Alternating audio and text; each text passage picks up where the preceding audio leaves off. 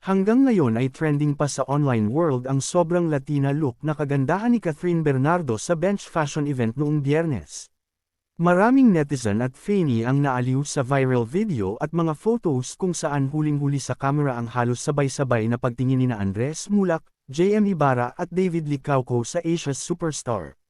Hanggang ngayon ay trending pa sa online world ang sobrang Latina look na kagandahan ni Catherine Bernardo sa bench fashion event noong Biyernes. Maraming netizen at fani ang naaliw sa viral video at mga photos kung saan huling-huli sa camera ang halos sabay-sabay na pagtingin nina Andres Mulak, JM Ibarra at David Licauco sa Asia's Superstar. Nakaw na tingin nga raw ang ginawa nina Andres, JM, at David sa ex-girlfriend ni Daniel Padilla. Obvious daw na nabighani ang tatlo sa kagandahan ni Kath, ha? Napazona all, na lang ang netizens sa eksenang yun. Dagdag pa ng netizens, hindi raw nila masisisi sina Andres, JM, at David dahil nanggabog naman talaga ang beauty ni Kath sa nasabing star-studded fashion show.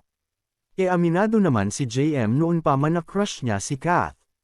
Maging si David ay nagsabing dream leading lady niya ang kapamilya actress. Si Andres, crush din kaya niya si Catherine. Teka, sino kaya kina Andres, JM, at David ang suswertihin na makapareha si Kath? Well, yan ang dapat abangan, no?